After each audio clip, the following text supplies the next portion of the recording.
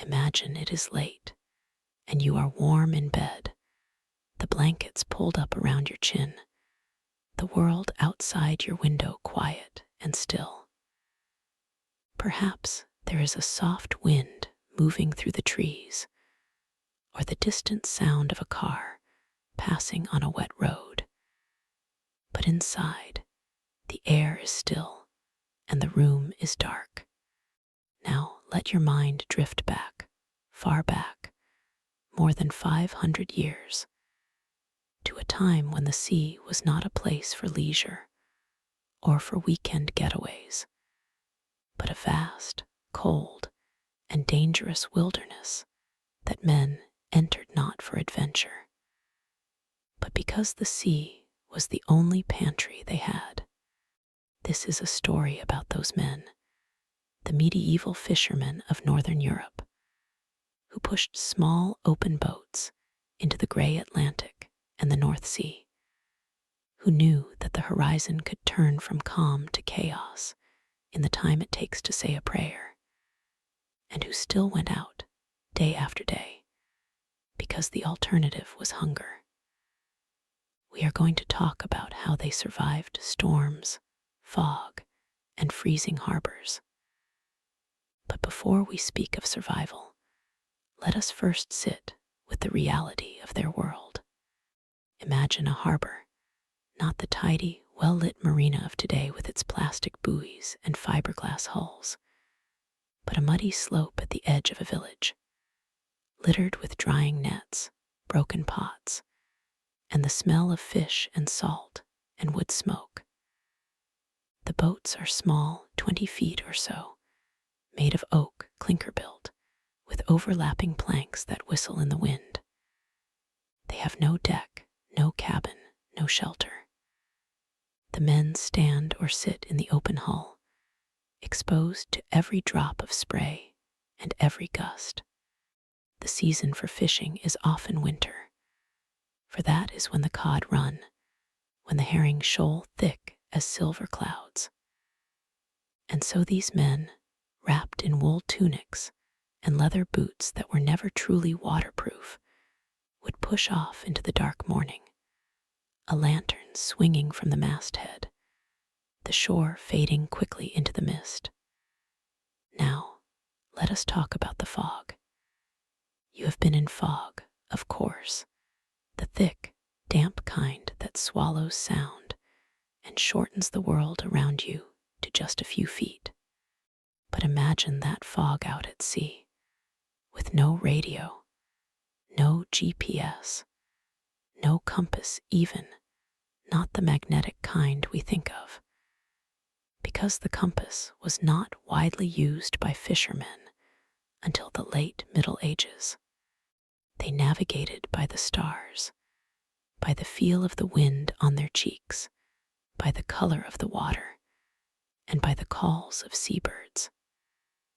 And when the fog rolled in, thick as wool, they had to find their way home by memory, by listening for the sound of the surf on a particular reef, by the smell of the land, or by the sound of a church bell on shore, if the wind was right.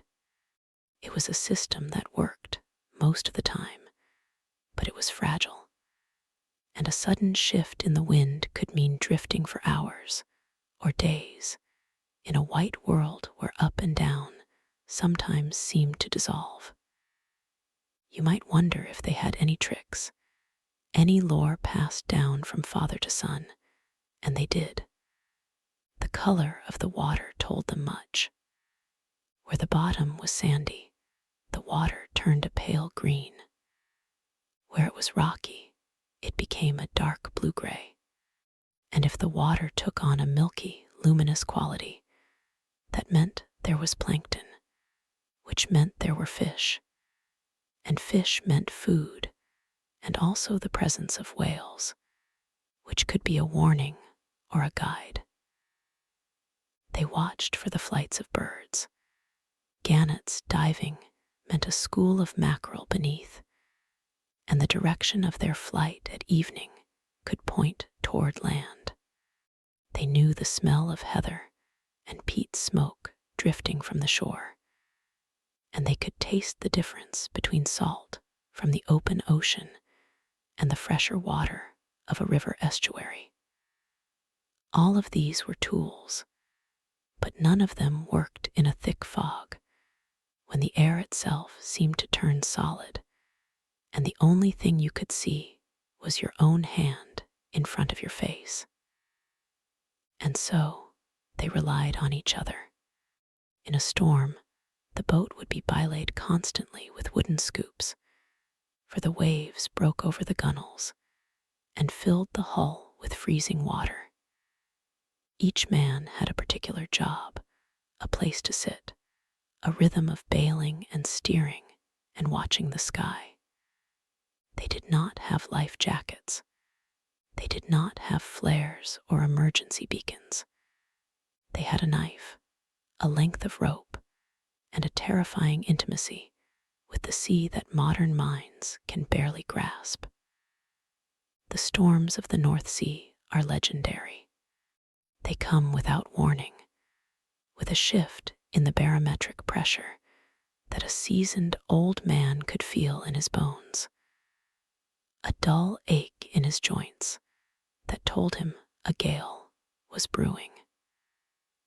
But even that instinct was not perfect. Sometimes the storm would catch them far from shore, and they would have to ride it out, huddling low in the boat, facing the waves bow first, praying to St. Nicholas, the patron saint of fishermen, or to St. Peter, or to any saint who might be listening on that particular night. There is a certain dark humor in the way they talked about the sea. Men would say, "The sea does not ask your permission." They would say, "The sea gives, and the sea takes." And when a boat did not return, the village would wait. And then the women would walk down to the shore and stand in the wind, and no one would say much. The bodies were not often recovered. The sea kept its own graveyards. And yet, the very next morning, after the storm had passed and the sky had cleared to a pale, exhausted blue, the surviving fishermen would repair their gear, patch their boat with tarred oakum, and go out again. Not because they were brave in the way we think of bravery, but because the alternative was to starve. There was no government relief, no insurance, no other trade that would feed a family in those villages. You were a fisherman because your father was a fisherman, and because the land was poor and the sea was rich, if you could survive its moods. Let us step into the harbor on a freezing morning. The date might be around the year 1400, somewhere on the coast of Norway or Scotland or the Baltic. The temperature is below freezing, and the harbor is choked with slush ice that grates against the boat hulls with a sound like grinding glass. Fishermen wear wool, layers of it, but wool is not waterproof. Once it gets wet, it stays wet, and the cold seeps in slowly, numbing the fingers, stiffening the joints. They have learned to oil their wool with fish oil or tallow, which helps a little, but not much. And yet they go out. The fish are biting in winter because the cod feed in the cold, shallow waters, and the price for a good catch can mean the difference between a winter with enough salt fish to eat and a winter of thin soup made from bones. Now you may be thinking, why did they not stay in harbor when a storm was coming? Sometimes they could not see it coming. The weather changed so quickly in those northern seas. A sky that was clear and pink at dawn could be black and roaring by noon. And there were times when they made a choice: stay in harbor and lose the fishing season, or go out and take the risk.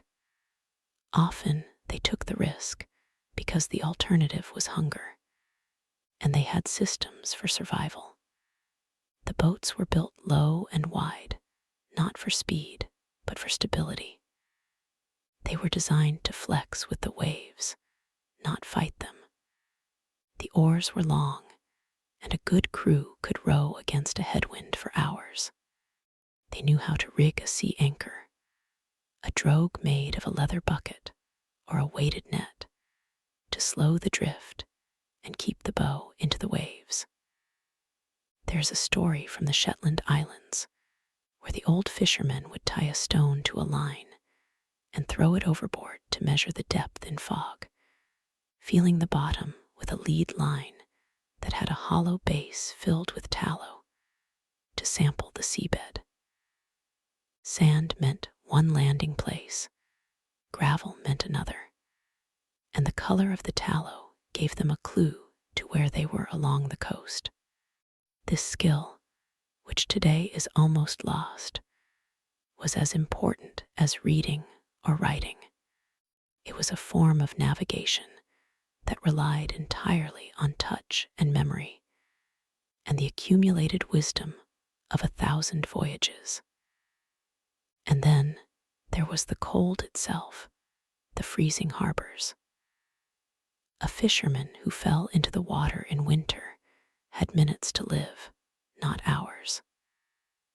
The cold shock would steal the breath, paralyze the limbs, and a man could sink in his heavy wool clothes before anyone could reach him. So they learned to be careful, to move slowly on the icy planks, to hold the gunwale with a stiff hand, to never stand up in the boat unless absolutely necessary. They watched each other. If a man started to shiver violently, they would pull him in, wrap him in spare sailcloth, and rub his limbs until the blood came back. They used hot stones, heated in a fire on shore and wrapped in rags, to warm the core of a chilled man. These were small, desperate measures, but they worked, often enough to keep a boat crew alive for another season. I want to pause here for a moment and let the feeling of that life settle over you, not to romanticize it, because it was hard and often short, but to let you feel the texture of a world where the line between survival and death was very thin, and where the men who faced that line were not special, not heroes in any storybook sense, but ordinary fathers, sons, neighbors, who got up in the dark, ate a piece of dry bread, and walked down to the boat because that was what the day required. They did not complain about it, or if they did, the complaint was a kind of ritual, a grumble that was part of the routine, like the creaking of the oars. One of the most important tools they had was the boat itself. The medieval fishing boat evolved over centuries, and by the late Middle Ages, there were several distinct types. In the Baltic, the cogs were broad and strong, built for carrying cargo and fishing in the rough southern sea. In Norway, the fairings and sexernings were open, double-ended boats derived from the Viking tradition, light enough to be pulled up on a beach, yet sturdy enough to sail to the Lofoten Islands in winter, where the cod fishery was the richest in Europe. These boats had a single square sail, which was simple to rig and could be reefed quickly in a gust. The sail was made of wool, woven in a twill pattern that was strong but heavy when wet. It was not ideal, but it was what they had, and they made it work. Let us talk about the storms more closely. There's a type of storm that comes to the North Sea, a storm that is called a windfall in some old languages, where the pressure drops so sharply that the air itself seems to be sucked out of the sky, and the waves build into mountains with steep, collapsing faces. In such a storm, the boat would disappear in the troughs, and the world would become nothing but a series of green walls and white crests.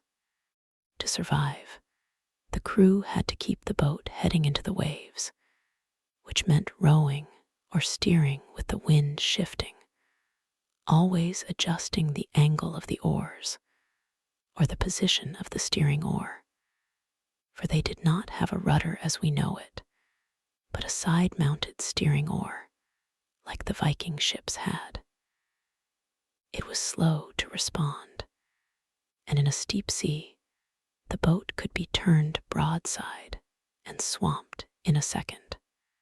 They knew this, and so they developed a technique called lying ahull, where they would drag a heavy stone or a bundle of nets over the side as a sea anchor, and let the boat drift slowly downwind, holding the bow into the waves by the drag of the weight. It was not a comfortable position. The boat would yaw and pitch, and the crew would have to bail constantly, but it could keep them alive for hours until the wind dropped. And when the wind dropped, they would be exhausted, wet to the bone, often far from land, but alive. Now we are about halfway through this opening, and I want to talk about the fog again, but from a different angle.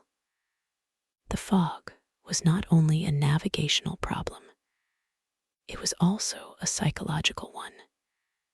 In dense fog, a man could lose all sense of direction, not just of where he was, but of which way was up. The horizon disappears. The water and the sky blend into one gray mass, and the boat seems to float in a void. There are accounts of fishermen who drifted for days in such fog, with no sense of time, only the rhythm of bailing and the sound of the oars splashing. They would sing sometimes to keep up their spirits, or they would recite prayers, counting the beads of a wooden rosary that had been worn smooth by generations of hands. The fog could lift as suddenly as it came. One moment, you are blind.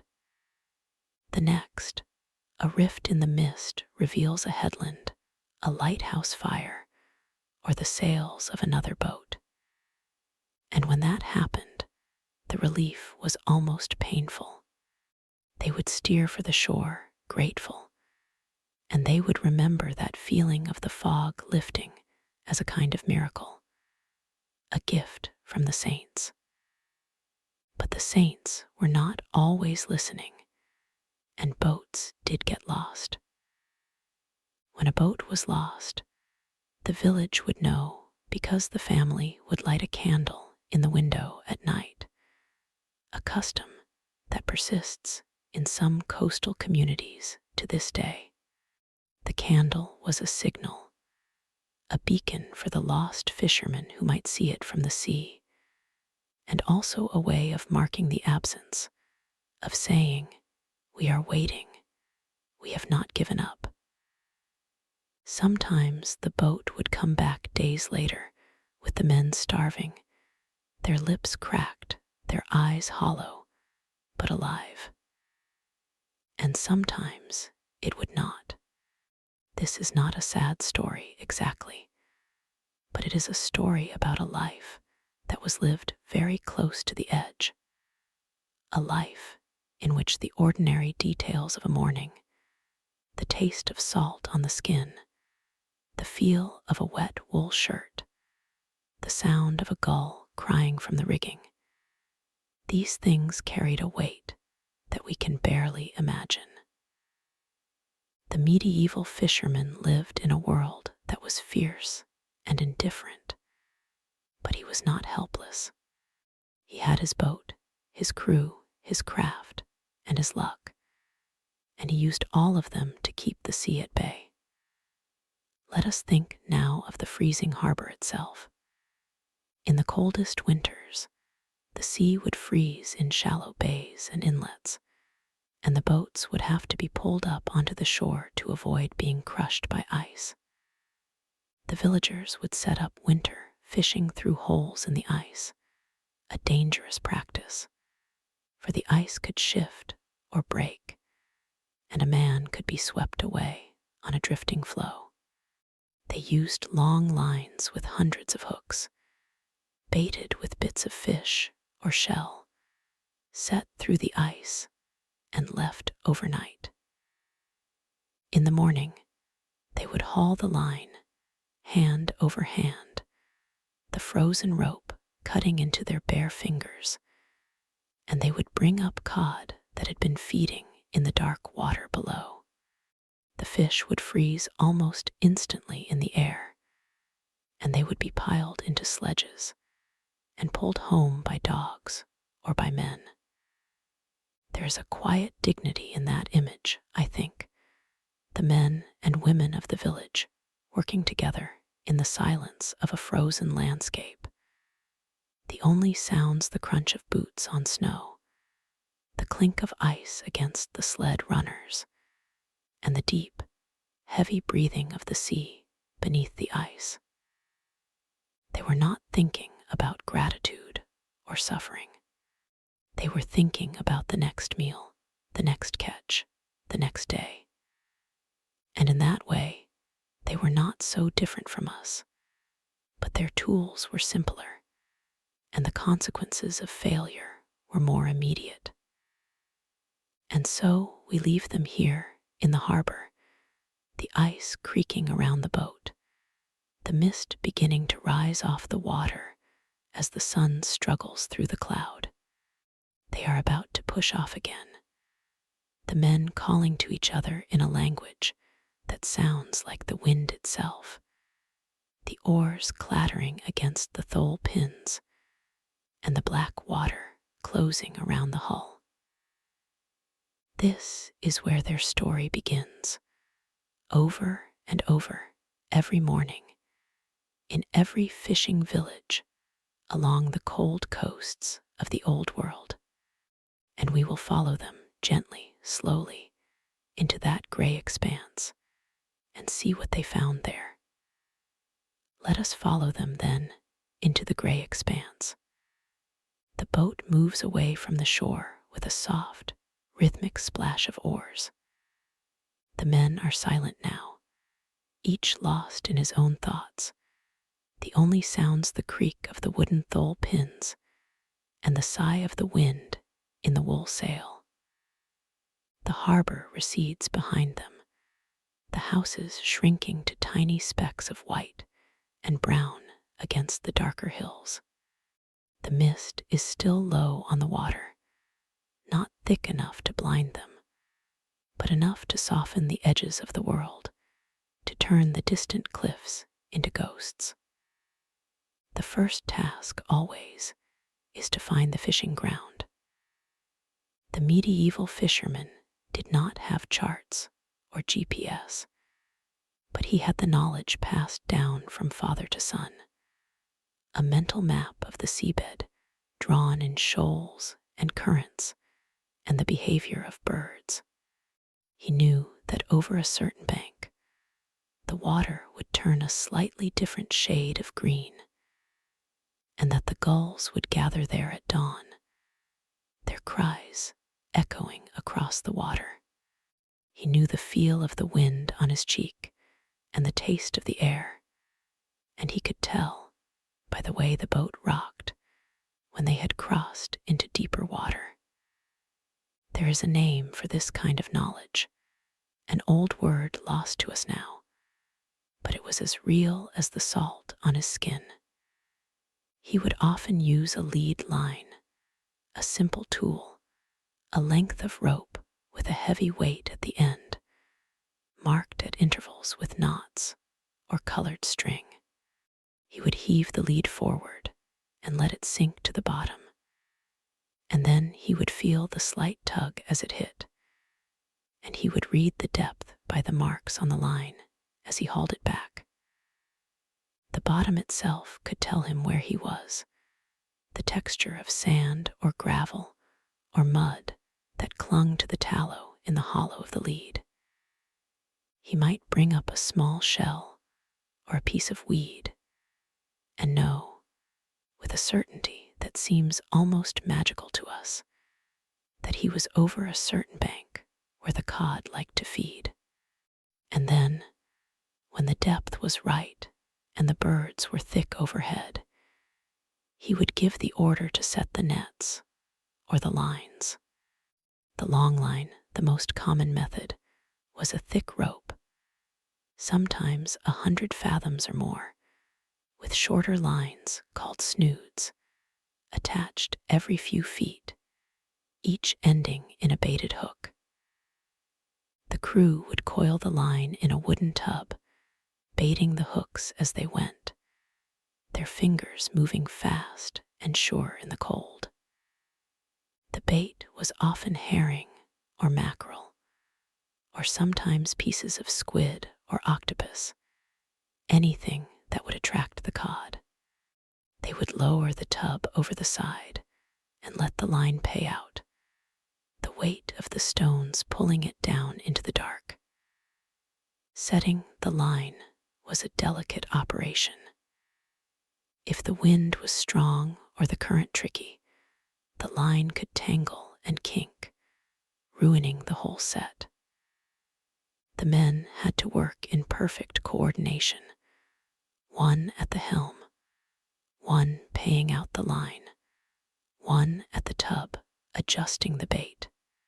They did not speak much, but they communicated with small nods and gestures, a tap on the shoulder to signal a change in direction, a grunt to warn of a snag. Their bodies knew the movements, the rhythm, the way a fisherman learns to balance on a moving deck without thinking. Once the line was set, they would let it soak for a while, sometimes an hour or two, while the boat drifted or lay at anchor. This was the quiet time. The men would huddle in the boat, wrapped in their wool cloaks, eating a piece of dried fish or a crust of bread, their breath forming small clouds in the air. They would watch the horizon, scanning for the telltale shape of a sail or the dark smudge of smoke that meant another boat was nearby. They would listen to the water, the slap of waves against the hull, and they would talk, low and slow, about the price of fish, the health of the village, the latest news from the market town. Sometimes, in this stillness, they would hear the sound of the sea itself, the deep, resonant murmur that seemed to come from the earth itself. They had a word for it, a word that meant the voice of the water, and they believed that if you listened too long, you might hear your own fate whispered back at you. But they were not afraid of it. They had lived with that voice all their lives, and it was as familiar to them as the sound of their own breathing. And then it was time to haul the line. The first pull was always the most hopeful, the most anxious. The men would take hold of the rope and begin to pull, hand over hand, the water streaming from the wet hemp.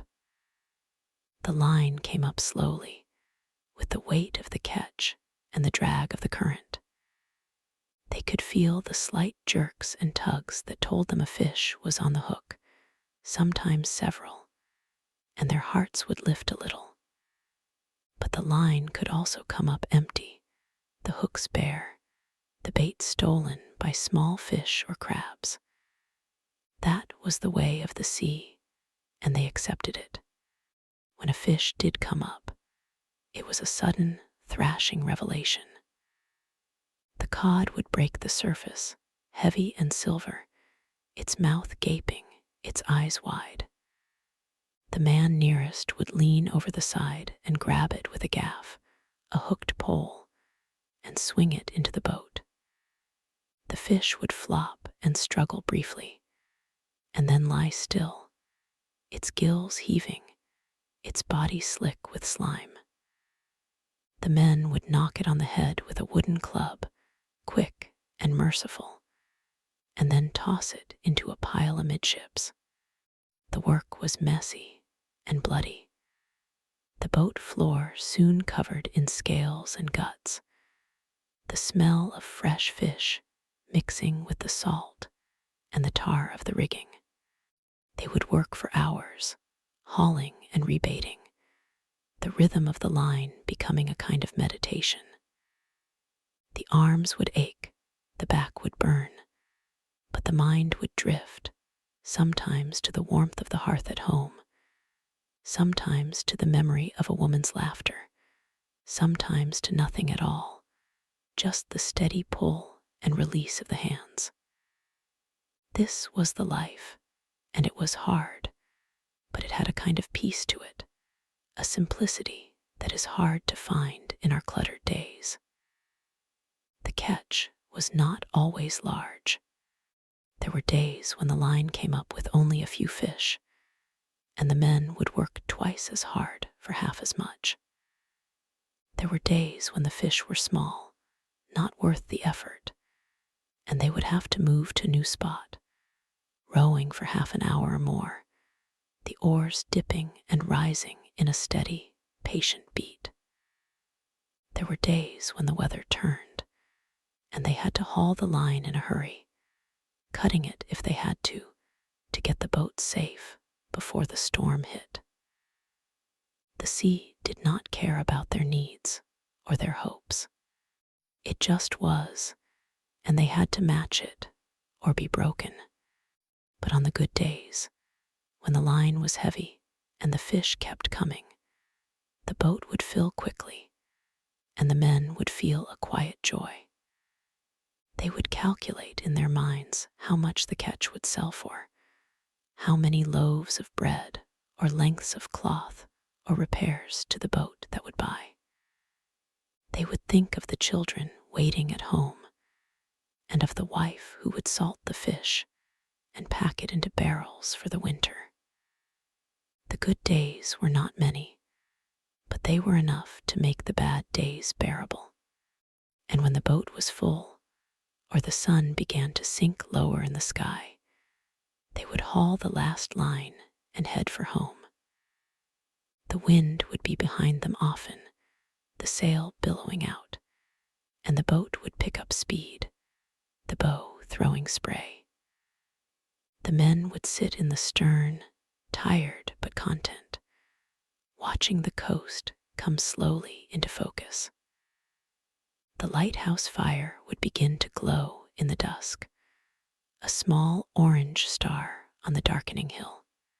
The smells of land, wood smoke and grass and turned earth, would reach them across the water, a promise of warmth and food and rest. As they approached the harbor, they would see the other boats coming in too, their sails dark against the sky. The children would be running along the shore, the women gathering at the water's edge, carrying baskets and torches. The boats would slide up onto the beach, the keels scraping against the pebbles, and the men would step out, their legs stiff, their hands numb.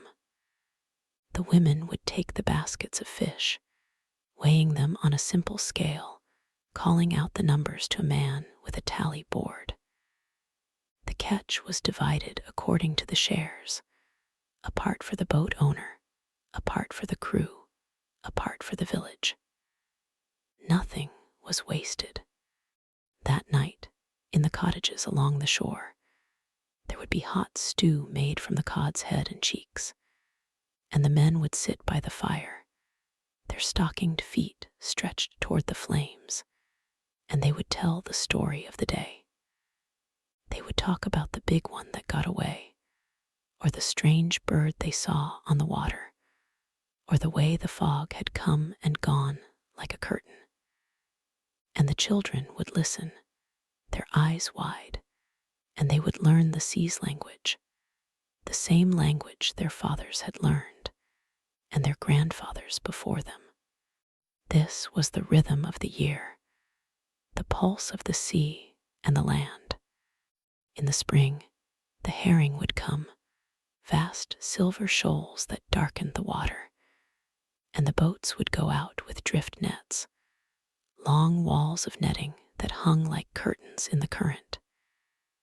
In the summer, the fishing would be lighter, but the days longer, and the men would mend their gear and paint their boats and repair the fishing huts. In the autumn, the cod would return to the feeding grounds, and the nights would grow cold again, and the boats would be loaded with salt and barrels. And in the winter, the harbor would freeze, and the village would turn inward, waiting for the ice to break, waiting for the spring. I want to tell you now about the women of the village, because they were as much a part of this story as the men who went to sea. While the fishermen were out on the water, the women were working on the shore. They salted and dried the fish, packing them into barrels with layers of salt. They helped to build and repair the boats, caulking the seams with oakum and pitch. They tended the gardens and the livestock, and they kept the household running through the long days of waiting. And when a boat did not return, it was the women who kept the candle lit in the window, who walked to the church and prayed, who held the children and told them that their father was only delayed. There is a quiet strength in that, a kind of everyday heroism that does not make it into the chronicles. The women of the medieval fishing villages did not write books or lead armies. They mended nets and gutted fish and raised children who would grow up to do the same. But they were the anchor that held the community together when the sea tried to pull it apart. They were the memory that kept the songs and the stories alive. And when the boats came back safely, it was their hands that welcomed them, their voices that called out the names of the men, their eyes that counted the living. I am thinking of one particular woman, though I do not know her name, because it was not recorded. She lived in a small village on the coast of Scotland, in a stone cottage with a thatched roof. She had 3 sons and a husband, and every morning she would stand at the door and watch them walk down to the boat. She would wave until they were out of sight, and then she would turn to the day's work. She would take the salt cod from the previous day and lay it out on the flat rocks to dry, turning it as the sun moved across the sky. She would go down to the shore and collect driftwood for the fire. She would cook the midday meal, a simple pottage of barley and fish, and she would set a portion aside for the return of the men. One day, the fog came, thick and white, and the boat did not return. The first night, she lit the candle and set it in the window, and she did not sleep. The second night, she walked down to the harbor and stood at the edge of the water, listening. The fog muffled all sound, and the world seemed to be holding its breath. On the third day, the fog lifted, and a boat appeared on the horizon. It was not their boat, but it was a boat, and she watched it come in, her heart pounding. The men on board shouted to her, and she could not make out the words at first. Then she heard the name of her son, and she knew that he was alive, that the boat had been blown far to the east, but that they had found their way back. When her husband and sons finally stepped onto the shore, she did not weep. She just took them by the hands and led them into the cottage. She put more wood on the fire and heated the stew. She sat with them as they ate, and she listened to the story of the fog and the waves and the long night without stars. And when they were finished, she said only, "You are home." And that was enough. These are the small, quiet moments that make up the history of medieval fishermen. They are not heroic in the grand sense. They are simply human, and that is why they matter. Now, as the night grows deeper and the fire burns low, let us turn our gaze to the stars.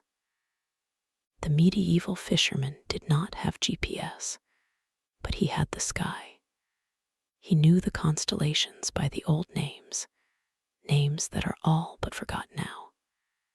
He knew the North Star, the fixed point around which the whole sky turned, and he used it to steer by at night.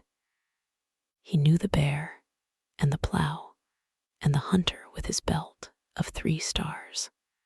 He watched the moon for the tides, knowing that the spring tides came at new and full, and the neap tides at the quarters.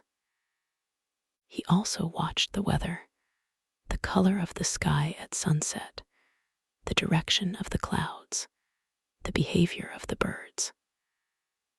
A red sky at night was a sailor's delight, they said, but a red sky in the morning was a warning. He knew that when the gulls flew inland, a storm was coming, and when the swallows flew low, rain was on the way. He did not have a barometer, but he had his body, the ache in his joints that told him the pressure was dropping, the taste of the wind on his tongue. All of this knowledge was passed down in stories and rhymes, in the texture of everyday life.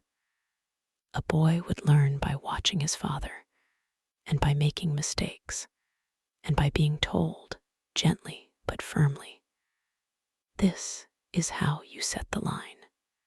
This is how you read the water. This is how you survive."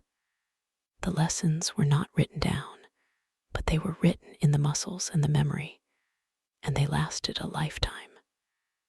Let me leave you with one more image, a simple one. It is late in the evening, and the fishing boats are all back in the harbor. The village is quiet, the only sound the gentle lapping of water against the hulls and the distant barking of a dog. A man sits on the jetty, mending a net by the light of a lantern. His hands move slowly, threading the twine through the holes, tying the knots with practiced ease. He is not in a hurry. He has all the time in the world, or as much time as the sea gives him. The lantern casts a warm glow on his face, and the shadows dance behind him. He is thinking about tomorrow, about the same thing he thinks every night: the weather, the fish, the boat. He is thinking about his son, who will be old enough to go out with him next spring. He is thinking about the new lines he wants to buy and the patch he needs to fix on the sail. He is thinking, perhaps, about nothing at all, just letting his mind drift with the rhythm of his hands.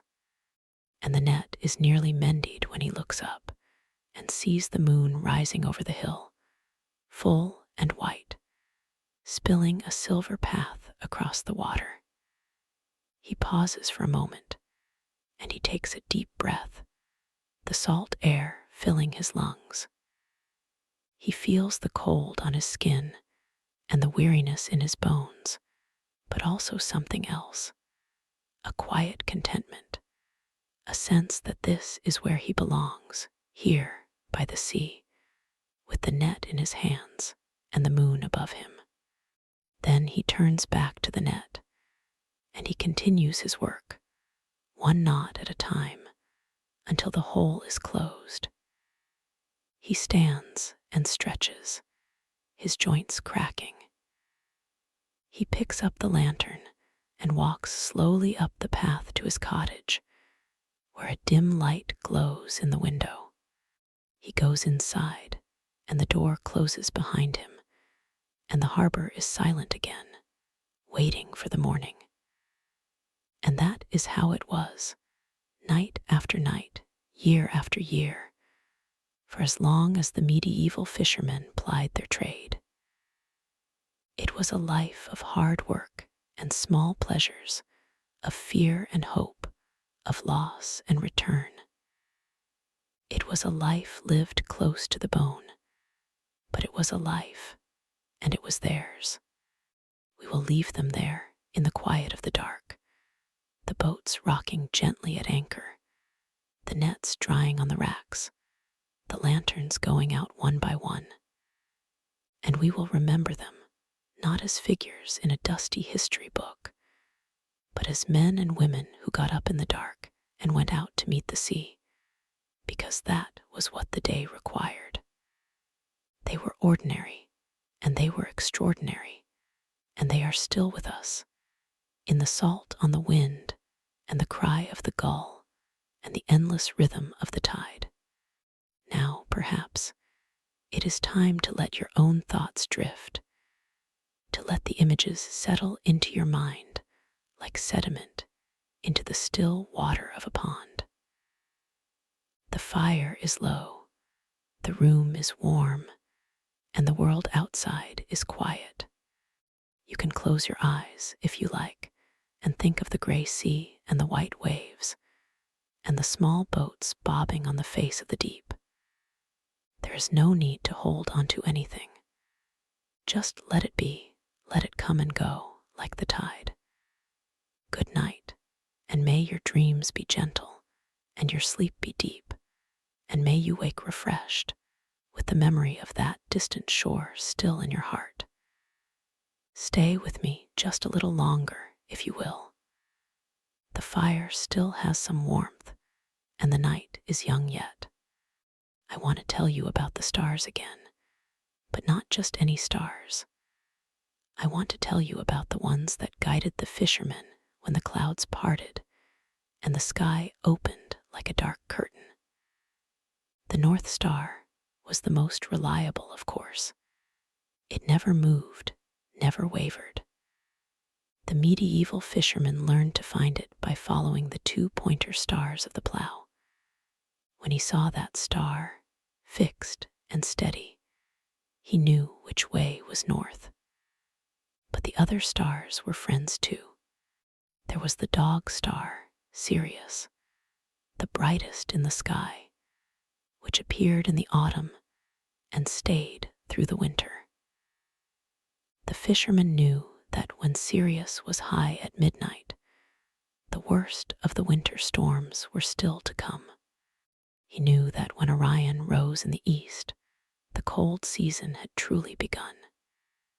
He knew the Pleiades, the cluster of 7 sisters, which the old texts called the star that marks the time of planting and the time of sailing. When the Pleiades were visible in the evening sky, the fishing season was good. When they disappeared below the horizon, the storms would soon follow, and it was time to haul the boats ashore and wait for spring. And he knew the Milky Way, the broad band of light that stretched across the sky. Some called it the road of the dead, or the path of the birds. For the fishermen, it was a guide to the direction of the wind and the coming weather. If the Milky Way was clear and bright, the night would be calm. If it seemed hazy or faint, rain was on the way.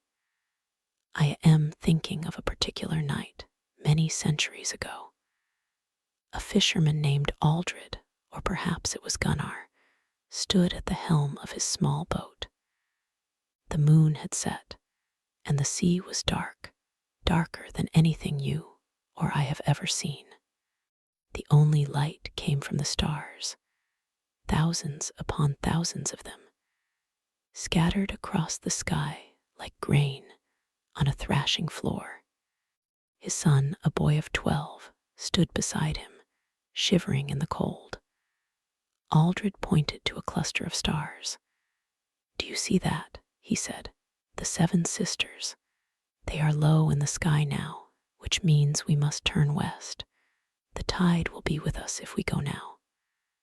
The boy looked up, squinting. He could see the cluster just barely between the clouds. He nodded. He did not fully understand, not yet, but he trusted his father. They sailed through the night, guided by the stars.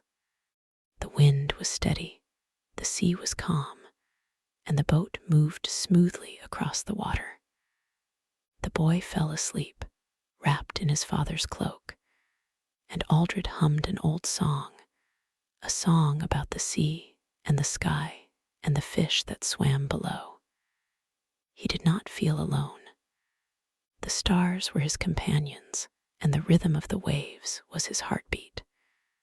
When dawn came, they saw the coast of their village, pale in the morning light. Aldred guided the boat into the harbor, and the boy woke, blinking.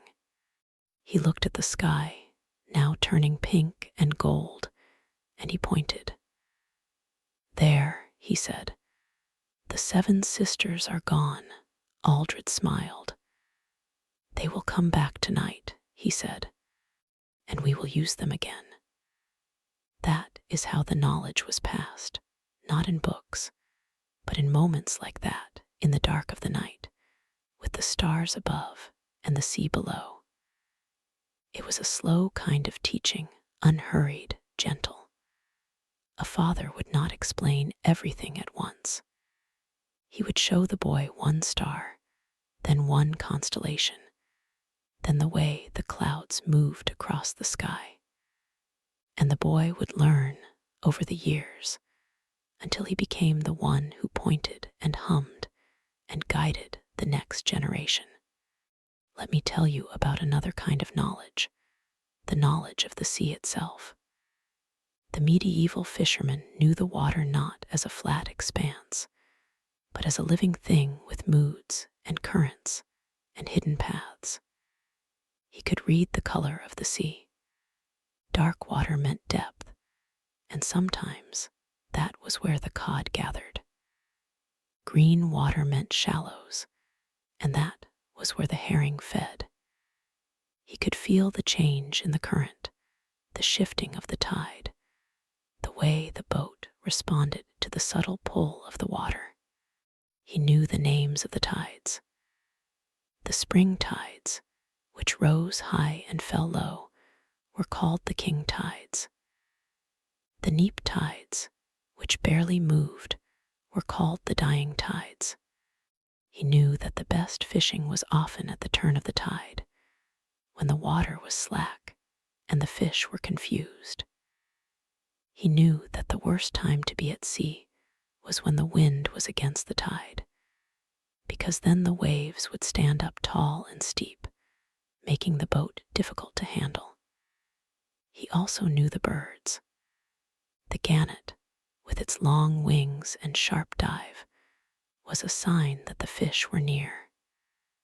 The kittiwake, small and graceful, followed the boats and called out with its trembling voice. Cormorant, dark and low on the water, was a patient hunter, and the fishermen watched it to see where the shoals were moving. The puffin, with its colorful beak, was a sign that the summer had come and the fish were plentiful. But the birds were more than signs. They were companions, in a way. The medieval fisherman did not see them as separate from the world. He saw them as part of the same fabric, the same web of life that included the fish and the sea and the sky. He heard their calls and understood them. He knew when they were alarmed, and he knew when they were at peace. There is a story I have heard, though I cannot say if it is true. It is about a fisherman who was lost in the fog, far from land, with no stars to guide him. He drifted for 2 days, his food and water running low. On the third day, he saw a flock of gulls flying inland.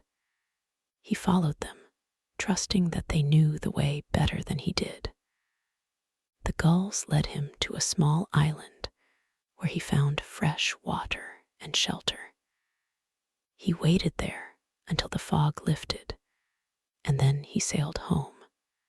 He always said that the gulls saved his life, and he never harmed a gull after that, and he taught his children to respect them too. I do not know if that story is true, but it does not matter. It is the kind of story that the fishermen told each other, sitting around the fire on a winter night, the kind of story that kept the knowledge alive. It is the kind of story that reminds us that the medieval fisherman was not alone. He was part of a world that was alive and speaking, if only he knew how to listen. And now, as the fire continues to settle, let us move to another season. Let us think about spring, when the ice breaks and the first boats are launched. This was a time of great hope, but also great anxiety. The winter stores were running low. The salt cod from the previous autumn was almost gone. The barley in the shed had been rationed for months. The villagers were tired of root vegetables and dried fish. They were hungry for something fresh, something green. The first signs of spring were small. A patch of bare ground appeared in the snow. A bird returned, one that had been gone all winter. The wind changed direction, and the air smelled different, softer, warmer. The fishermen would gather at the harbor, looking at the ice on the boats, testing the ropes, checking the sails. They would discuss the weather, the sky, the omens. Was it time to go out? Or was it still too early? I think of a particular spring morning, cold and clear. The sun rose over the hills, and the ice on the harbor was beginning to crack. A group of men stood on the shore, their breath visible in the cold air. They were talking quietly, their voices carrying across the water. One of them, the oldest, was named Osric. He had been fishing for 40 years, and his face was a map of wrinkles and scars. He looked at the sky, then at the water, then at the men. He said, "The wind is from the east. The tide is rising. The birds are moving north. It is time." The other men nodded. They did not argue. They had been waiting for this moment. They walked to their boats and began to prepare. They checked the lines, the hooks, the bait. They loaded the salt and the water and the bread. They kissed their wives and their children, and they pushed off from the shore. The first boat out was always a risk. The sea was still cold, and the fish were not yet in their full numbers. But it was a risk worth taking. Every day that the boats were out was a day of hope.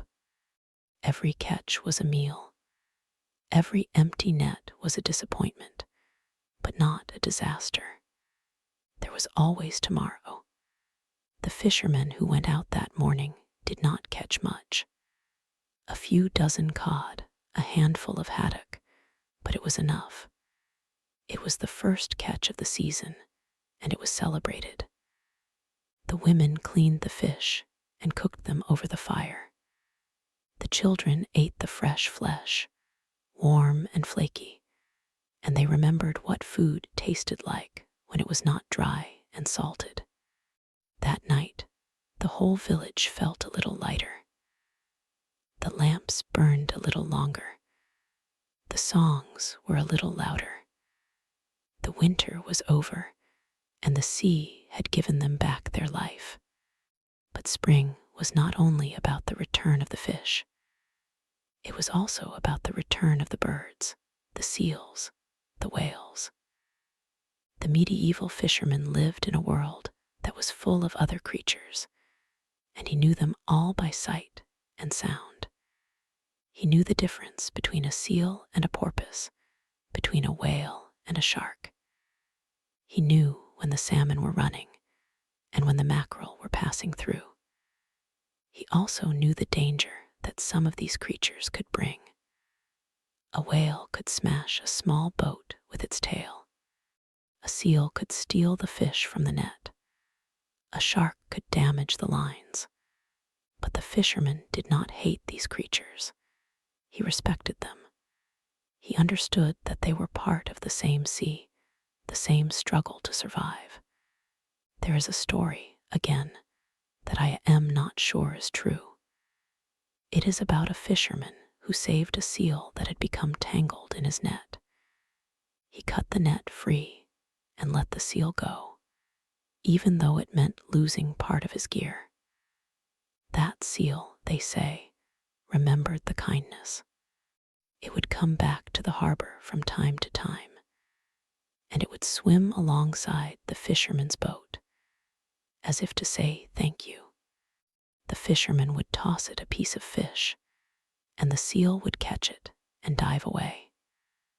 Stories like that are probably not true, or at least not in the way we understand truth.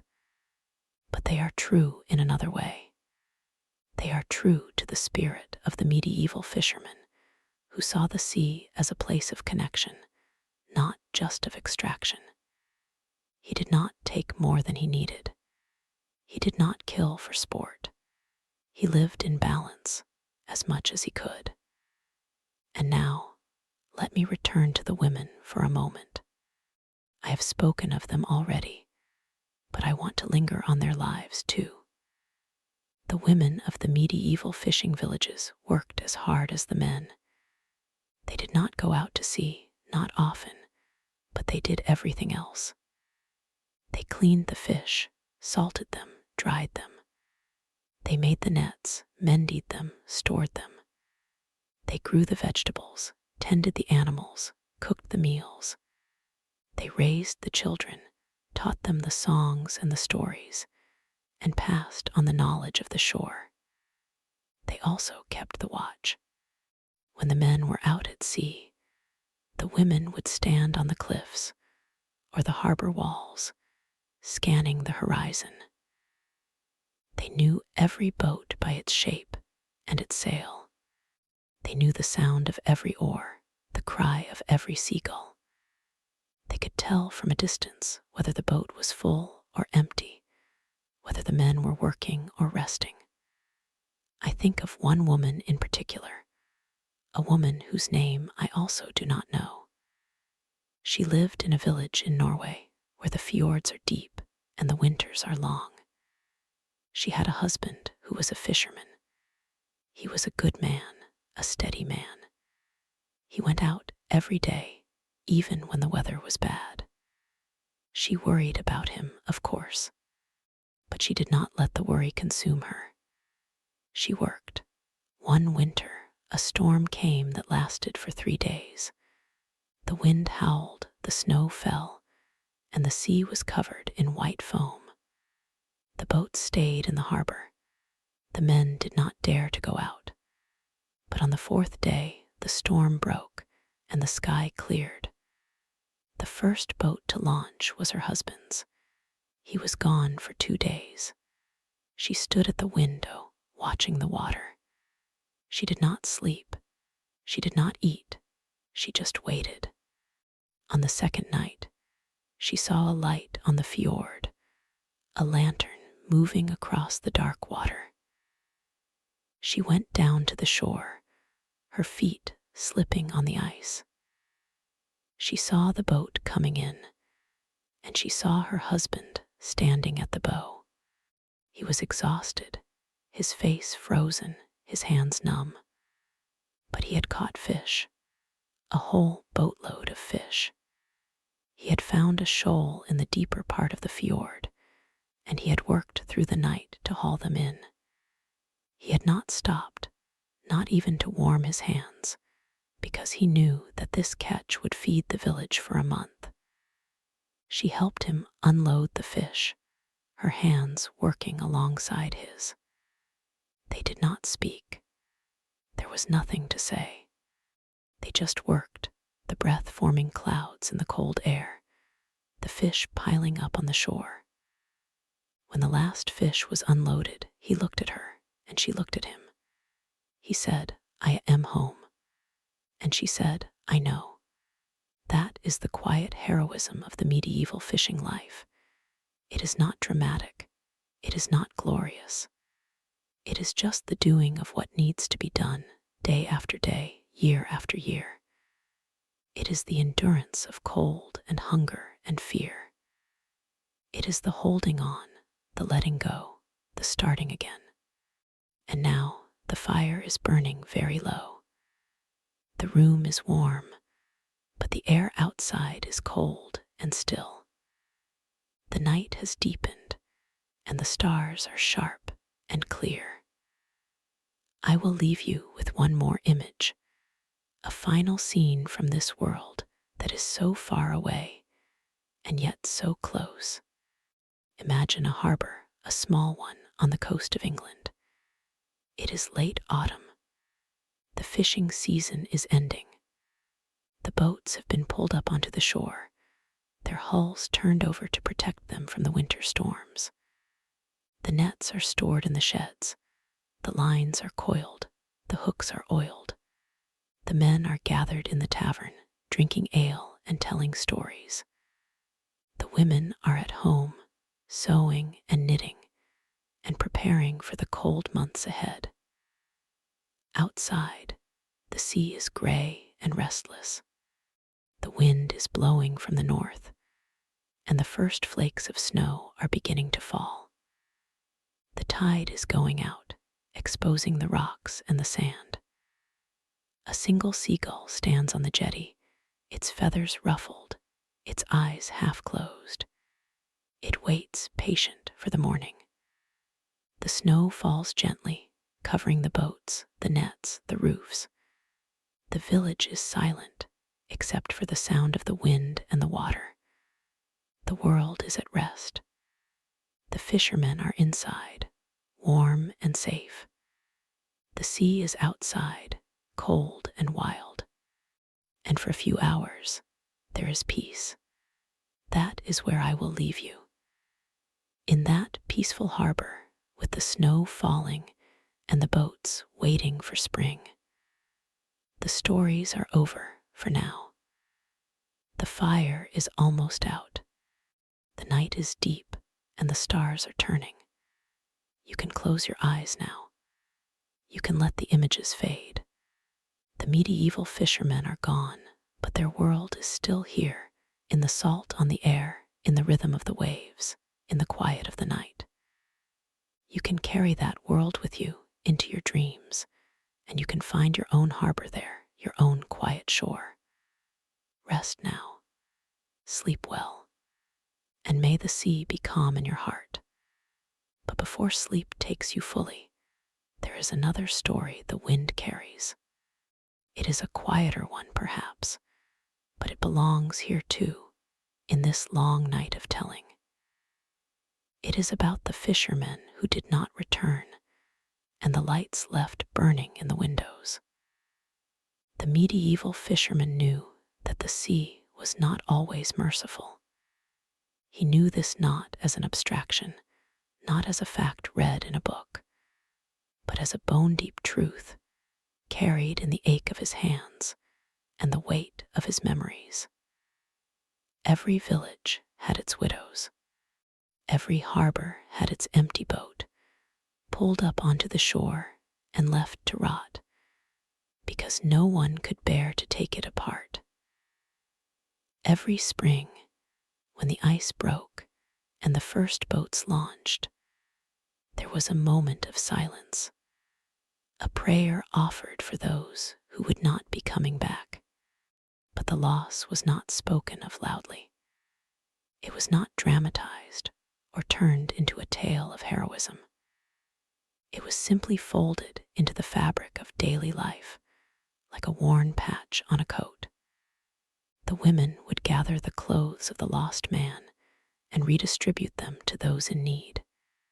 His tools would be passed to a younger son.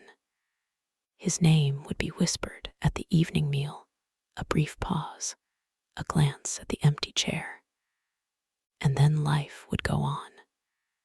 There is a particular kind of grief that lives in a fishing village. It is not raw or loud. It is patient. It waits at the edge of the shore, in the cry of the gulls, in the sound of the waves at night. It does not demand to be felt. It simply is, like the salt in the air. I want to tell you about a woman named Astrid. I do not know her real name, but I imagine her living in a small village on the coast of what is now Denmark. She had a husband named Eric, a fisherman of some skill, known for his ability to find the cod even in the fog. He had a laugh that carried across the water, and hands that could mend a net faster than anyone in the village. They had 2 children, a boy and a girl, and a small house with a turf roof, and a hearth that never went out. One autumn, a storm came that was worse than any in memory. The sky turned green, then black. The wind tore the roofs off the sheds. The waves rose higher than the harbor walls. The boats that were still in the water were smashed against the rocks. Eric had gone out that morning, against the advice of the other men. He had seen a shoal of herring in the distance, and he could not resist. He was that kind of fisherman, always chasing the next catch, always believing that the sea would give him one more chance, not come back. Astrid stood on the cliff for 3 days. She did not sleep. She did not eat. She just watched the water, her shawl pulled tight around her shoulders, her eyes scanning the gray horizon. The other women brought her bread and warm broth, but she did not touch them. The children stayed with their grandmother, crying for their father. On the 4th day, a piece of the boat washed ashore. It was the bow painted blue, with Eric's mark still visible. Astrid took it home and placed it by the hearth. She did not weep. She simply sat beside it, her hand resting on the splintered wood, as if it were his hand. The village held a funeral, though there was no body. They sang the old songs, the ones about the sea and the souls that wander in the deep. They placed a stone at the edge of the cemetery, facing the water, so Eric could see the waves. And then they went back to work. Astrid did not remarry. She became one of the women who mend the nets, who sit in the long winter evenings with needles and twine, their fingers moving in the firelight. She taught her son to fish, though her heart ached every time he launched the boat. She taught her daughter to read the weather, to know when the sky was lying. And every year, on the anniversary of the storm, she would walk down to the shore and toss a piece of bread into the water. Not as an offering, not as a prayer, but as a greeting. As if she were saying, I am still here. The children are grown. The boat is gone. But I remember. There are thousands of stories like Astrid's. They are not written in any chronicle. They are not carved on stone. They live only in the wind, in the salt, in the way the sea sounds at night. And they are part of the fisherman's world, as much as the cod and the herring, the nets and the lines. But let me turn to something lighter, something that might warm you before you drift further. For the medieval fishermen, the long winter evenings were not only for mourning. They were also for mending, for making, for telling stories that were not true but were necessary. Think of the boat shed, a low building near the water, its roof thick with moss, its walls black with age. Inside, the air smells of tar and oakum and salt. Fire burns in a metal brazier, casting a warm orange glow on the faces of the men who sit around it. They are working on the boats, of course, planing a plank here, sealing a seam there, but their hands move automatically while their minds wander. One of them begins to tell a story. It is a story about a sea serpent, a creature so long that it could wrap itself around an island. It is not a true story, but it is a good one. The men listen, their eyes distant, their tools still. The fire crackles. The wind moans outside. The story weaves its way through the darkness, and for a moment, the world is larger, stranger, more magical than the gray reality of the North Sea. The storyteller is an old man named Bjorn. He has been a fisherman for 50 years, and his back is bent, his skin cracked like old leather. He has lost 2 sons to the sea and 1 to a fever. He has nothing left but his stories, and so he gives them away freely to anyone who will listen. He tells of a fish that could swallow a boat whole, a whale that spoke in human tongues, a siren who sang from a rock and lured ships to their doom. He tells of a treasure chest at the bottom of the sea, filled with gold and guarded by a giant octopus. He tells of a king who lived in a cave of coral and ruled the tides. The other men know these stories are not real, but they do not care. The stories are a gift. They are a way of making sense of a world that is often senseless. They are a way of saying, yes, the sea is dangerous, but it is also wondrous. Yes, you may die tomorrow, but tonight you can dream. And so the boat shed becomes a kind of church, a place of shared imagination. The fire burns low. The tar dries on the planks. The men nod off, their heads drooping, their hands still. The stories linger in the air like smoke. I think you might like to imagine yourself there, not as a fisherman, not as a widow, but as a visitor, a quiet observer. You are sitting at the edge of the circle, your back against a pile of nets. The warmth of the fire reaches your face.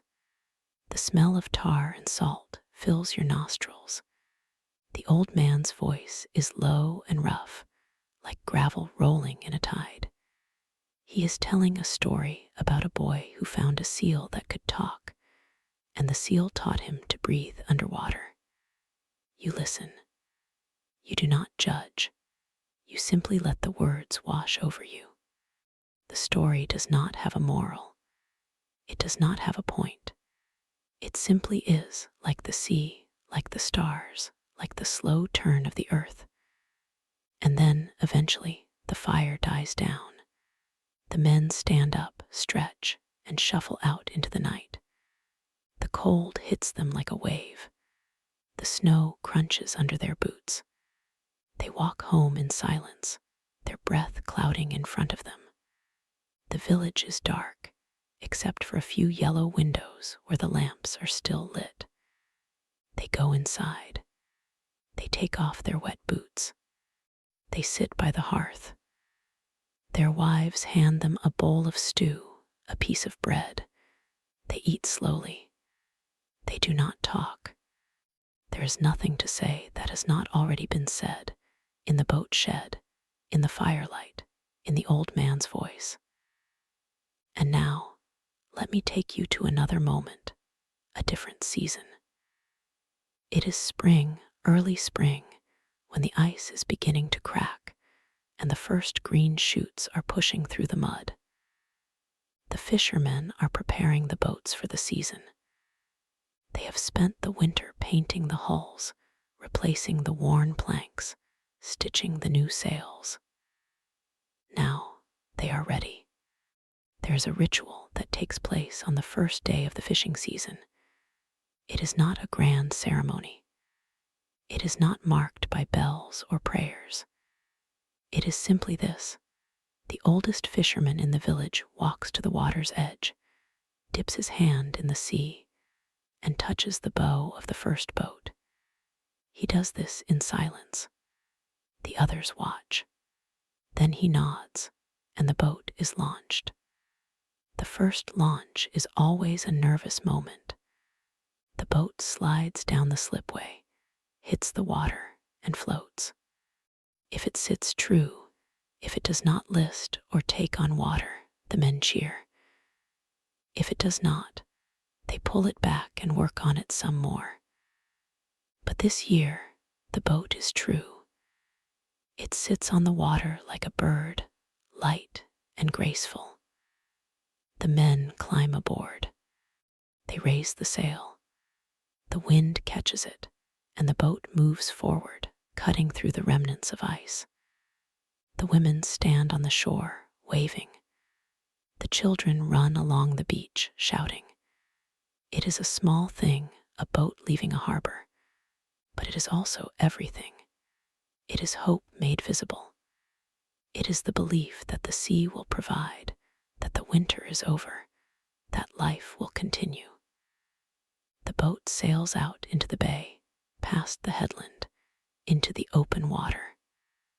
The fisherman at the helm is named Trygve. He is young, barely 20, but he has been fishing since he was a boy.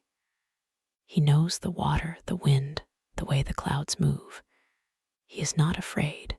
He lets out the line. He feels the tug of the current. He waits.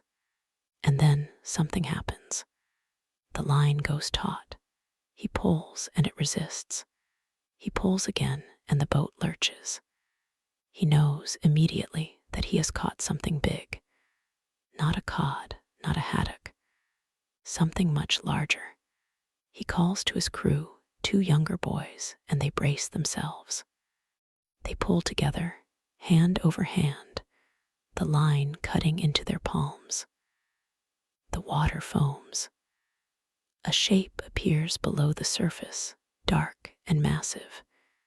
It is a halibut, giant flatfish as wide as a door, as long as a man. It fights, thrashing its tail, trying to dive.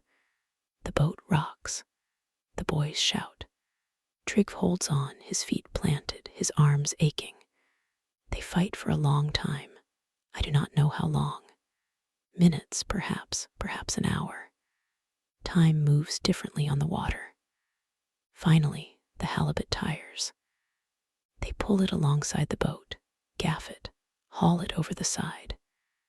It lands on the deck with a thud, its skin mottled brown and white, its eyes staring blankly at the sky. They are exhausted. They are elated. They have caught enough fish to fill the boat, but this one fish alone will feed the village for a week. It is a gift. It is a sign. The season has begun well. They sail back to the harbor, the halibut lying on the deck like a treasure. The women see them coming from the shore. They gather at the jetty. When the boat ties up, they inspect the catch with quiet satisfaction. There will be a feast tonight. And so the cycle continues. The fish are cleaned, salted, dried, traded. The money is counted. The debts are paid. The nets are mended. The lines are coiled. The men go out again the next day, and the day after that. There is no drama, you see, no great heroics. Just the steady rhythm of work, of eating, of sleeping, of waking. Just the sea, always the sea. I am thinking now of the children of the medieval fishing villages. They grew up with the salt in their hair, the sound of the waves in their ears. They learned to swim before they could walk. They learned to tie a knot before they could write their name. The boys dreamed of the day they would be old enough to go out on the boat. They watched their fathers leave in the morning, and they waited for them to return.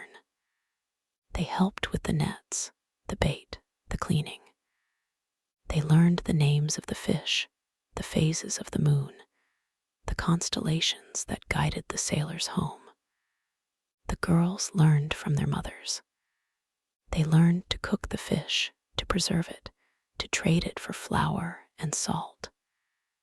They learned to read the sky, to feel the change in the wind, to know when a storm was coming. They learned to wait. And in the evenings, after the work was done, the children would gather in the largest house, the one with the biggest hearth. They would sit on the floor, close to the fire, and they would listen to the old stories, the same stories their great-grandparents had heard. The story of the sea serpent, the story of the singing seal, the story of the boy who could breathe underwater. They believed these stories in a way that we cannot, not because they were naive, but because their world was still enchanted. The sea was alive. The wind had a voice. The stars were the eyes of the ancestors. It is late now. I can feel the weight of the night pressing down on the house. The fire has burned to embers. The clock, if you have one, is ticking softly. The world outside is still and dark. I want to leave you with one more image. It is an image of a young boy, maybe 8 years old. He is standing on the jetty, watching the last boat come in. The sun is setting, a red ball sinking into the sea. The boat is small, a speck on the horizon, but the boy knows it. He knows its shape, its sail, the way it moves in the water. He waits. He does not move. He is patient, as only a child can be patient, when the world is still new, and time is a river that flows slowly. The boat gets closer. He can see his father standing at the tiller. He can see the ketch, shining silver in the last light. He waves. His father waves back. The boat ties up. The father climbs out, lifts the boy onto his shoulders, carries him up the path to the house. The mother stands in the doorway, a lamp in her hand. The smell of stew drifts out into the cool air. They go inside. The door closes. The lamp is a warm square of light in the dark village. And that is it. That is the life. That is the story. Only the night remains, and the sound of the tide, and the knowledge that morning will come again. And now, as the lamp glows and the stew cools on the hearth, let us stay a while longer with that image of the father and the boy. Let us sit with them, not as visitors, but as quiet witnesses to a world that has almost faded from memory. The family sits down to eat. The boy is tired, but he does not want to sleep. He wants to stay awake, to hear the sound of his father's voice, to watch the firelight play on the walls. His mother tells him to finish his bread, to drink his milk.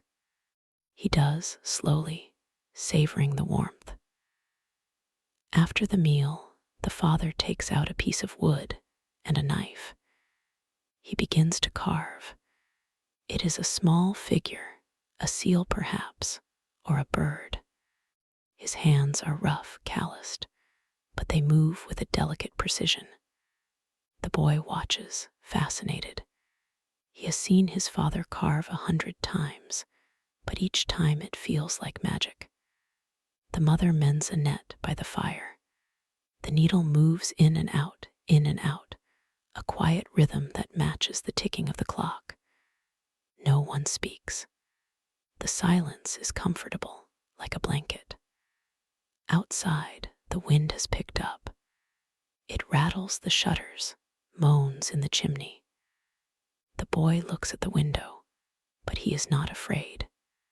The house is solid. The fire is bright. His father is here. And that is the thing, you see. The fishermen of the Middle Ages did not live in a world of fear. They lived in a world of acceptance. The storm would come. The fog would roll in. The ice would grip the harbor. These were not surprises. They were the conditions of life, like hunger or sleep. You prepared for them, you endured them, and then you went on. It is easy, from our distant vantage point, to imagine them as superstitious, trembling at every shadow. And yes, they had their charms and their prayers, their offerings to the sea. But they were also pragmatic. They knew that the sea was not malicious. It was simply indifferent. And indifference is easier to bear than cruelty. Think of the old fisherman we met earlier, the one who told stories in the boat shed. He had spent 60 years on the water. He had seen friends lost, boats shattered, luck turned sour. He had also seen miraculous catches, perfect days, sunsets that seemed to set the sky on fire. He did not ask why. He did not demand meaning. He simply took what came and gave thanks for the good. There is a quiet wisdom in that, a wisdom we have largely lost in our world of constant explanations and controls. We want to understand everything, to predict everything, to eliminate risk. But the medieval fisherman knew that risk could not be eliminated. It could only be managed, respected, and accepted. I am thinking now of a particular harbor, a place called Skagen, at the northern tip of Denmark. In the Middle Ages, it was a small fishing village, nothing more than a cluster of huts on a sandy spit. The sea there is treacherous, a meeting of two currents, a place where the waves can rise from calm to fury in minutes. The fishermen of Skagen knew this.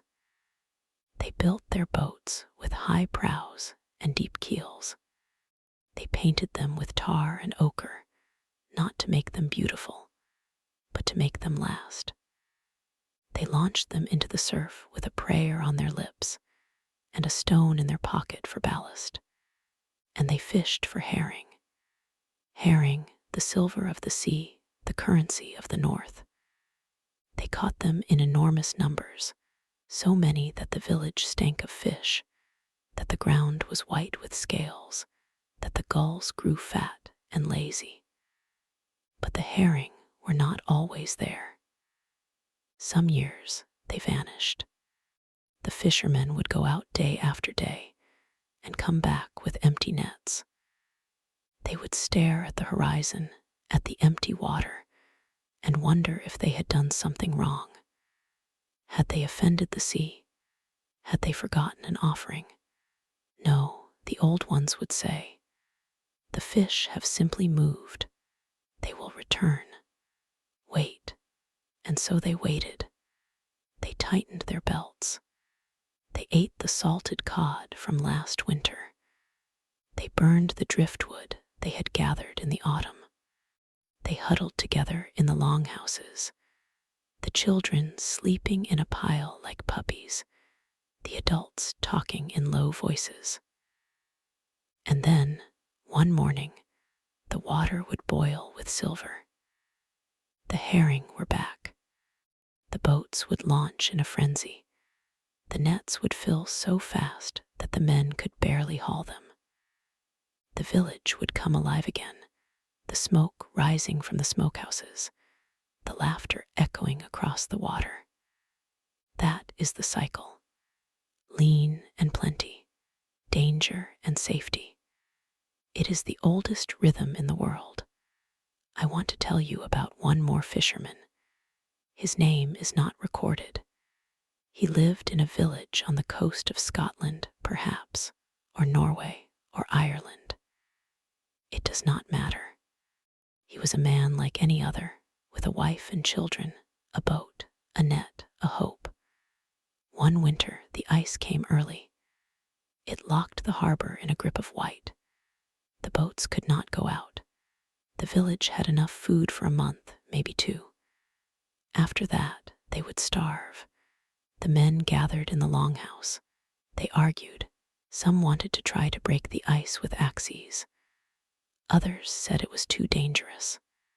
The old man spoke last. He said, "We must wait. The ice will break when it breaks. We cannot force it." But the young fisherman could not wait. He had a wife who was pregnant, a child who cried at night for food. He decided to take his boat out, to try to find a patch of open water beyond the ice. He went out at dawn, alone, chipped a path through the thin ice, pushing the boat forward inch by inch. The cold was brutal. His hands went numb. His breath froze on his beard. By noon, he reached open water. He cast his line. He waited. Nothing. He moved to another spot. Still nothing. The sun was low, the shadows long. He knew he should turn back, but he could not face returning empty-handed. He stayed. The fog came, a thick gray blanket that swallowed the light. He could not see the shore. He could not see the stars. He was lost. He did not panic. He had been in fog before. He sat in the boat, still as a heron, and listened. He listened to the waves, the crying of gulls, the distant sound of a bell buoy. He turned the boat toward the sound, but the buoy was far and the fog was thick. He drifted. The cold seeped into his bones. He began to shiver uncontrollably. And then he heard it, a voice, his wife's voice calling his name. He thought he was hallucinating, but the voice came again, clearer. He shouted back, and then he saw it, a small light in the fog, a lantern held by his wife, standing on the jetty. She had walked out onto the ice, following the sound of his oars. She had fallen through once, but had climbed out, soaked, freezing. She had kept walking. He rowed toward the light. The boat scraped against the ice. He stepped out, stumbled, and she caught him. They walked home together, her arm around his waist, his arm around her shoulder. That night, the ice broke. The wind changed. The harbor cleared. And the next morning, the boats went out again. That is the story. Or rather, that is one version of the story. There are 1,000 others, equally small, equally profound. They are not written in any history book. They are carved into the bones of the people who lived them. And now, the fire has burned low. The clock, if you have one, has struck the hour. The world outside is dark and quiet. The boy in our story has fallen asleep by the hearth, his head on his mother's lap. The father has put down his carving. He looks at his family, at the fire, at the small room that holds everything he loves. He knows, without thinking, that tomorrow he will go out again. The sea will be waiting. The fish will be there, or they will not. The weather will be kind, or it will not. He does not know. He does not need to know. He blows out the lamp. room is dark but for the embers. He picks up the boy, carries him to the bed, lays him down. He lies down beside his wife. They do not speak. There is nothing to say. Only the night remains, deeper now, softer. Only the sound of the tide, a gentle rhythm that has no end. Only the knowledge that morning will come again, fresh and new, full of salt and wind and the possibility of a catch. And we too can rest. We can close our eyes.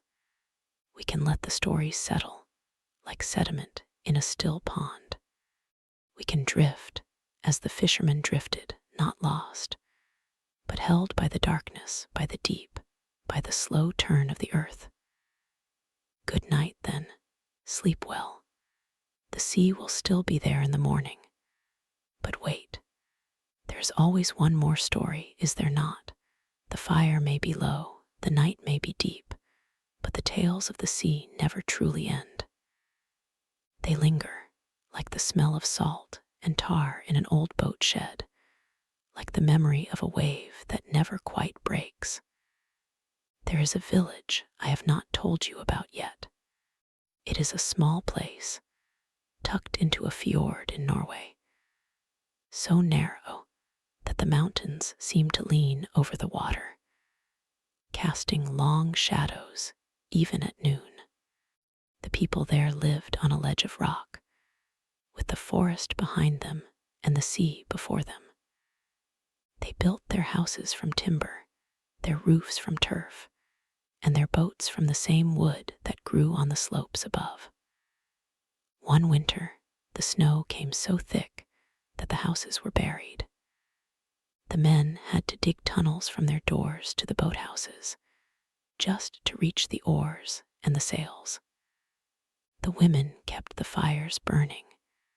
The children stayed close to the hearth, and the old ones told stories to pass the endless dark. Oldest fisherman in the village was named Eric. He was so old that no one remembered when he was young. He had skin like cracked leather, eyes the color of the deep water, and hands that were permanently curled, as if still gripping a rope. He did not speak often, but when he did, everyone listened. One evening, as the wind howled outside and the snow piled against the walls, a young boy asked Eric, "What is the worst storm you have ever seen?" Eric was silent for a long moment. The fire crackled.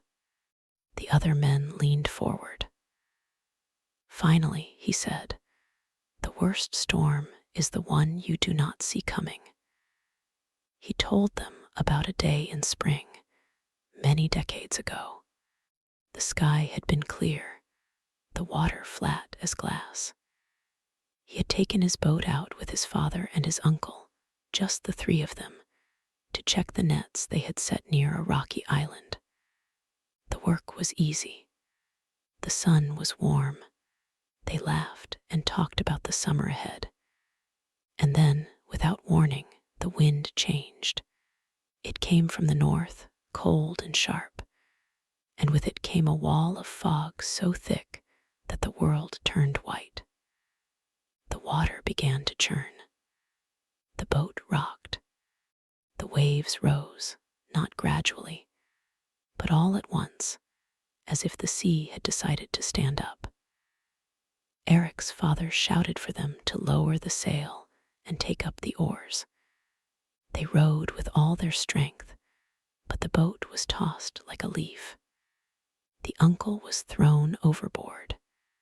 Eric saw him disappear into the gray water, his hand reaching up, and then nothing. Eric and his father fought for hours. They bylayed water. They tied themselves to the mast.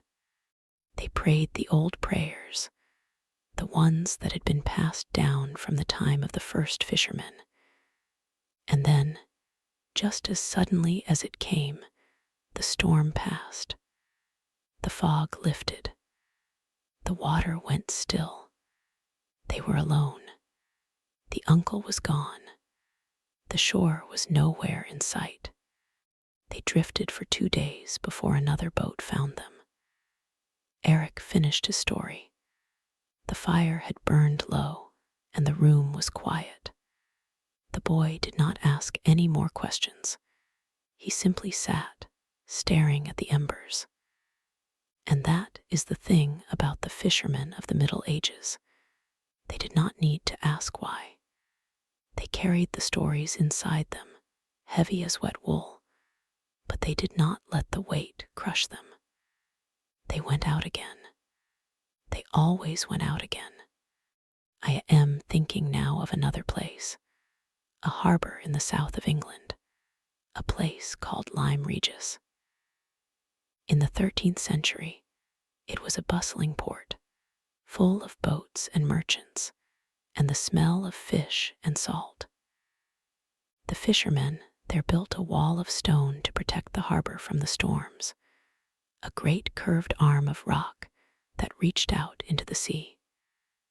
They built it with their own hands, carrying stones from the cliffs, setting them in place with nothing but muscle and patience. It took years, and when it was done, the harbor was safe. The boats could rest. The families could sleep without fear. But the sea is patient. It does not give up. Over the centuries, the wall crumbled. Storms broke it. The waves wore it down. The fishermen rebuilt it again and again, each generation adding their own stones, their own labor, their own hope. That wall is still there today. It is called the Cobb, and it is old and worn and beautiful.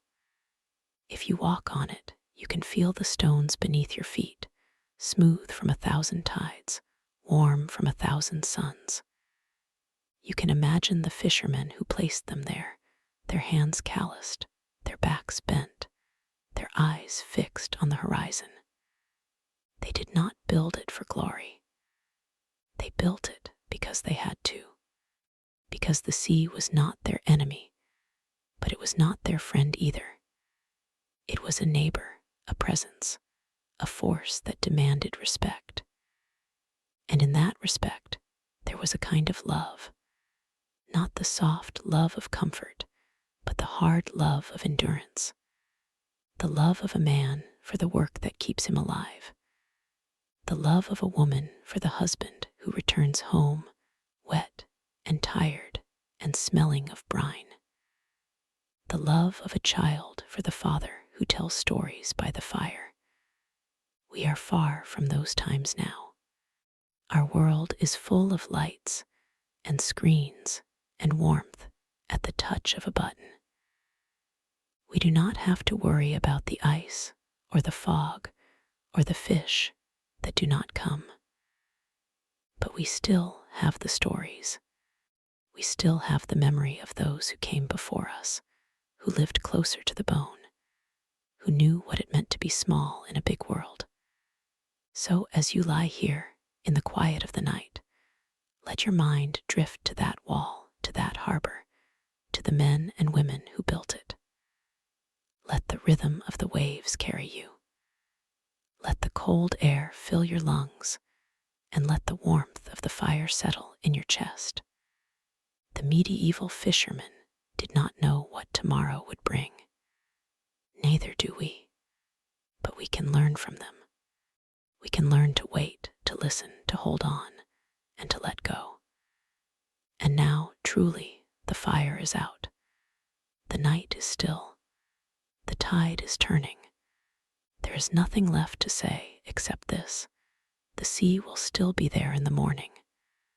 And so will we, in our own way, carried by the same currents, held by the same deep, moving toward the same quiet horizon. Good night. Sleep well. The stories will be here when you wake.